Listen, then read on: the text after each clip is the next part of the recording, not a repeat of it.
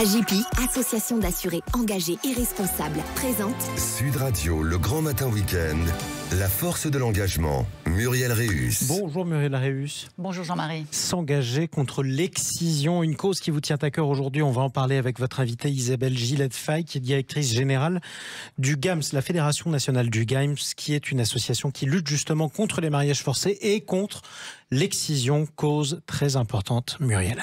Dans le monde, selon les estimations de l'Organisation mondiale de la santé, plus de 200 millions de filles et de femmes ont subi une forme de mutilation génitale féminine, dont l'excision, soit près de 6% de la population féminine mondiale. Compte tenu des conséquences de la crise sanitaire, des changements climatiques et des événements géopolitiques, nous aurons entre 4,1 millions et 4,4 millions de nouvelles victimes par an d'ici 2030. Ces mutilations, qui impliquent la coupe ou la suppression de tissus génitaux féminins tels que le clitoris, les petites lèvres et les glandes lèvres, est pratiquée sur des filles âgées de 4 à 12 ans. Plus de 50% des victimes ont moins de 5 ans au moment de leur mutilation. L'excision entraîne des douleurs, des infections, des complications de la grossesse et même la mort. Elle est considérée comme une violation des droits de l'homme. Elle est interdite par la loi dans de nombreux pays. Pourtant, l'UNICEF ou l'OMS soulignent une liste impressionnante de pays où les femmes et les filles ont subi une forme de mutilation. En Guinée, c'est près de 97% des femmes et des filles qui sont concernées. En Somalie, 98%. En Égypte et en Érythrée, plus de 90%. On peut y rajouter l'Indonésie, le Mali, le Sénégal, la Côte d'Ivoire, le Soudan, le Burkina Faso, le Tchad, la Sierra Leone, le Nigeria, le Kenya, la Tanzanie. En Europe, selon l'Institut européen sur les égalités de genre, c'est 180 000 filles et femmes qui ont subi une excision, dont 125 000 uniquement en France. L'origine de l'excision est incertaine, mais on pense que cette pratique remonte à des milliers d'années, dans plusieurs régions d'Afrique, du Moyen-Orient et d'Asie. Cette pratique est enracinée dans des traditions culturelles, des normes et des pressions sociales transmises de génération en génération. Son lien avec la religion n'est pas établi. L'excision vise à assurer la chasteté, la pureté, la réputation et la respectabilité des filles, l'honneur de la famille. Elle est souvent considérée comme une condition préalable pour le mariage. Les femmes qui ne l'ont pas subie sont stigmatisées. Considérées comme impures ou immorales, elles endurent l'exclusion sociale. Pour lutter contre cette pratique cruelle et dangereuse, sans fondement médical ou scientifique, qui affecte des millions de filles et de femmes dans le monde, il devient urgent d'adopter une approche globale, sérieuse, engagée et directive, de sensibilisation des communautés aux risques associés à cette pratique et de pédagogie à l'éducation sexuelle et reproductive. Les filles et les femmes doivent être informées de leurs droits à l'autonomie et à l'intégrité corporelle. L'engagement communautaire doit être recherché. Les leaders communautaires, y compris les chefs religieux et les aînés, doivent être encouragés à prendre position contre cette pratique. Enfin, la collaboration internationale et celle des organisations non gouvernementales, les professionnels de santé et les communautés touchées est une nécessité pour assurer les droits des filles et des femmes, les protéger contre l'excision et appeler à sa fin dans le monde entier. Et pour appeler à la fin de ce fléau, on accueille votre invitée Muriel Réus. On est avec Isabelle Gillette-Faye. Bonjour à vous et bienvenue. Bon, vous êtes merci. directrice générale de la Fédération nationale du GAMS qui lutte justement contre l'excision. Alors bonjour Isabelle. Cette association, elle est laïque et apolitique. C'est important de le préciser. Tout à fait. Pouvez-vous nous donner sa mission, ses engagements ? En fait, notre mission au départ, c'est faire de l'information pour informer les adultes sur les risques qu'il y a à reproduire la pratique sur leurs enfants, informer, sensibiliser les adolescents et les adolescentes qui peuvent être eux aussi des acteurs et des actrices de la lutte contre ce fléau, former les professionnels parce qu'en fait, nos forces vives sont bien insuffisantes par rapport à la quantité de survivantes des mutilations sexuelles féminines qu'il y a ne serait-ce que sur le territoire national. Donc pour nous, il est essentiel d'agir au niveau préventif. Donc plus on formera, je ne sais pas moi, d'infirmières, de sages-femmes, de puéricultrices, mais aussi des policiers, mais aussi des enseignants, toute personne susceptible j'ai envie de dire, d'être en contact avec des familles susceptibles de pratiquer de poursuivre la pratique de l'excision. Voilà, notre rôle c'est ça, et puis leur fournir des outils d'information et de sensibilisation toujours actualisés, Et avec aussi maintenant un travail en direction des ados qui nous paraît aussi essentiel. C'est-à-dire qu'on n'hésite pas à utiliser TikTok pour faire passer aussi nos messages par rapport aux mutilations sexuelles féminines. Alors, la crise sanitaire a profondément modifié nos comportements pendant presque 2 ans. Est-ce qu'on peut faire un bilan de la situation avant et post-Covid ? Alors, avant le Covid, nous étions dans l'euphorie totale, c'est-à-dire qu'au niveau des mutilations sexuelles féminines et des mariages forcés, il y avait une baisse générale dans tous les pays concernés, dans lesquels nous avions des données scientifiques fiables.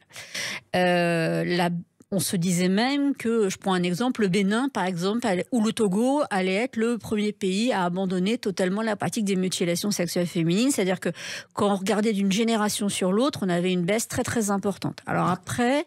Qu'est-ce qui s'est passé ?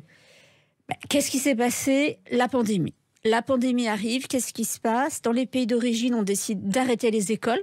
Parce que forcément, c'est un regroupement de personnes. On arrête l'école. Dans les pays où vivent les diasporas, qui vivent pour certains de petits boulots, dans la restauration ou autre, plus de possibilité d'avoir de l'argent à envoyer au pays d'origine. Donc moi, la première alerte que j'ai reçue, c'est attention, tel endroit, une exciseuse qui avait déposé le couteau, qui avait dit officiellement qu'elle arrêtait d'exciser. Les familles sont venues la voir, lui ont demandé de reprendre le couteau pour exciser leur fille en vue de les marier. Donc on peut dire qu'il y a un lien entre mutilation, mariage forcé et crise sanitaire et sociale. Ce lien-là, on peut le faire. Complètement. C'est-à-dire que ça touche toute la santé sexuelle et reproductive, ça touche à tout ce qui est éducation formelle et notamment éducation des filles. Et je pense que des grosses ONG comme Plan International ou World Vision, par exemple, ont tout de suite dit mais attention, c'est la catastrophe. C'est-à-dire que tous nos acquis en santé sexuelle et reproductive notamment, et en termes de lutte contre les mutilations sexuelles féminines et des mariages forcés, puisqu'en fait, l'âge au mariage avait augmenté, les mutilations sexuelles féminines sur les 0-15 ans étaient en train de baisser partout. Donc on était vraiment en train de se dire, enfin, on va peut-être atteindre les objectifs durables du développement qu'on s'est fixés à 2030. Enfin, on était vraiment dans l'idée que... Oui, donc, ce que j'entends, ce que vous me dites, c'est que dès que l'école ferme et qu'on n'a plus accès à l'éducation fondamentale, on revient à une éducation très traditionnelle. Et dès que les familles ont moins d'argent, elles vendent leurs enfants. Et pour vendre leurs enfants, elles doivent exciser les filles. En France, le projet MSF Préval a analysé la situation des femmes excisées dans 3 départements pilotes. Les Alpes-Maritimes, le Rhône et la Seine-Saint-Denis. Et un chiffre a retenu l'attention des médias. Celui de 8% de femmes excisées dans le département, de 8% de femmes en plus excisées dans le département de la Seine-Saint-Denis. Ce qui voudrait dire, si mes calculs sont exacts, vous allez peut-être les conforter ou les infirmer, que nous avons 22 500 femmes excisées de plus en Seine-Saint-Denis que dans les autres départements.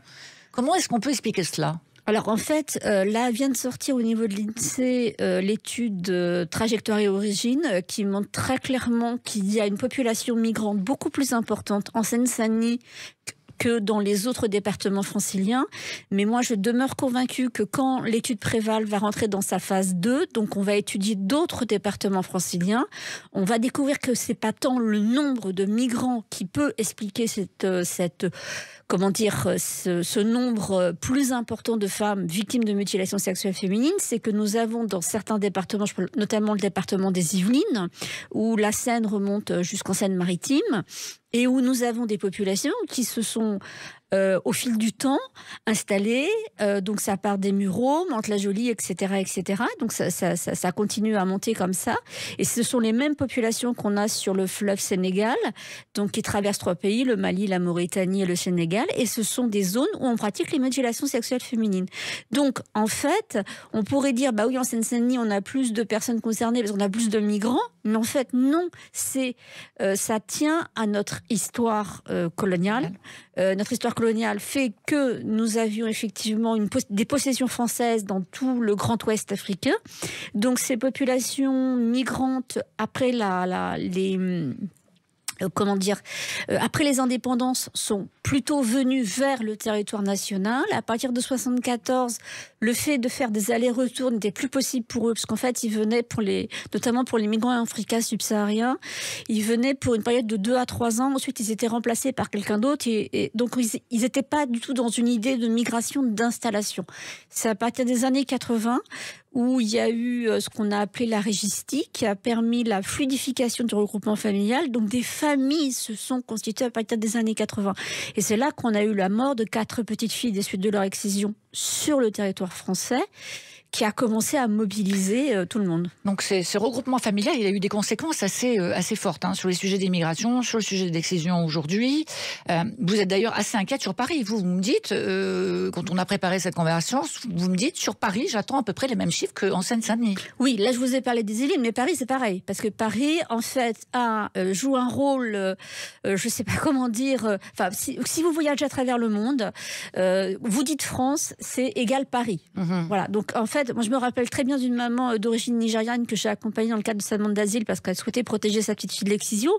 Mais pour elle, elle était dans l'idée que elle était venue en France, elle avait mis au monde une petite fille, elle l'a appelée Paris, et pour elle, ça voulait dire voilà, j'ai la nationalité française, ma fille, et c'est là que j'ai dû lui expliquer non, ça se passe pas comme ça.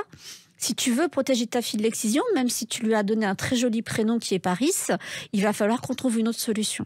Alors la femme que je suis, évidemment, pas la culture que vous décrivez, mais moi, je suis, comment dire, je m'interroge fortement. Je me dis, mais comment ces femmes qui ont vécu ces mutilations, avec toute la douleur, avec toute l'horreur que ça peut provoquer, toutes les conséquences, comment peuvent-elles perpétuer cela sur leurs filles? Alors en fait, il y a une première chose, c'est d'une part qu'elles font pas le lien de cause à effet entre les mutilations sexuelles féminines et les complications médicales et autres qui peuvent en découler. Donc déjà, ça, c'est un premier constat. C'est qu'on n'a pas la même façon d'aborder les choses si on n'est pas passé par l'école ou on est passé par l'école. Donc il y a déjà ce premier problème, mais c'est surtout que puisqu'on veut marier sa fille à l'intérieur de son groupe social, à l'intérieur de son groupe d'appartenance, imaginons, je suis normande, en Normandie, on pratique les mutilations sexuelles féminines, donc je dois absolument exciser ma fille pour qu'elle soit mariée à un homme normand. Par contre, à Paris, par exemple, les femmes sont non excisées et donc de ce fait-là, il n'y a pas de problème. Mais là, le problème, c'est qu'on est dans des zones où on considère que l'on doit se marier avec un cousin, avec un membre très proche de la famille. Donc c'est très communautariste. C'est très communautariste. Et est-ce qu'il y a pour vous, comme on pourrait le penser assez rapidement, est-ce qu'il y a pour vous un lien entre religion et excision? Alors en fait, c'est très particulier. C'est-à-dire qu'on sait que ça existait au VIe siècle avant Jésus-Christ, 3 siècles avant Moïse, 3 siècles avant le judaïsme, 6 siècles avant la révélation de Jésus-Christ, 12 siècles avant la révélation de Mahomet. Donc on sait qu'on est sur une pratique qui était antérieure aux religions monothéistes, dites religions du livre. Ça, on en est sûr sur le plan historique. Maintenant, prenons l'exemple de l'Asie. Aujourd'hui, l'Indonésie est le pays où il y a le plus de femmes qui sont mutilées sexuellement. Et elles sont mutilées au nom de l'islam. En revanche, ou le sud de la Thaïlande, par exemple, ou une partie de l'Inde et du Pakistan, ou certains anciens pays satellites de l'ancienne URSS, de l'actuelle Russie. Mais vous me disiez qu'il y avait des communautés chrétiennes et juives qui pratiquaient aussi l'excision. Prenons l'exemple des juifs falachas en Éthiopie, par exemple, qui posent problème au pays, à Israël, parce qu'en fait, ce sont des personnes qui migrent chez eux et qui pratiquent les mutilations sexuelles féminines. Vous avez encore des catholiques au Mali, par exemple, des catholiques en Guinée, des catholiques au Burkina Faso, ou des protestants, ou des évangélistes. C'est-à-dire qu'en fait, c'est quelque chose. En fait, ce sont des religions qui finissent par intégrer ça comme quelque chose de normal. Réapproprié même. Se l'approprier, mais dans d'autres endroits, vous êtes tout aussi musulman et vous êtes juif ou vous êtes chrétien et vous allez dire mais jamais chez nous ça se pratique parce que je viens du Maghreb, je suis musulmane et je pratique pas les mutilations sexuelles féminines, parce que je suis originaire, je sais pas moi, il y a encore des zones en Asie où les gens sont de confession religieuse chrétienne, voire orthodoxe. Prenons les Coptes orthodoxes d'Égypte, par exemple. On ne peut pas faire plus chrétien qu'un Copte, puisque ils pratiquent vraiment la religion au sens le plus traditionnel du terme, et pourtant ils pratiquent les mutilations sexuelles féminines. Enfin, le fil conducteur de ce que je retiens, c'est on supprime le désir des femmes, on les marie dans des communautés et on les empêche, on se prévaut de tout adultère possible. Comment est-ce qu'on peut changer cette situation terrible de 2 200 millions de femmes concernées par des mutilations sexuelles dans le monde, excisées en moyenne à l'âge de 5 ans. Qu'est-ce qu'on peut faire? Ça sera ma dernière question.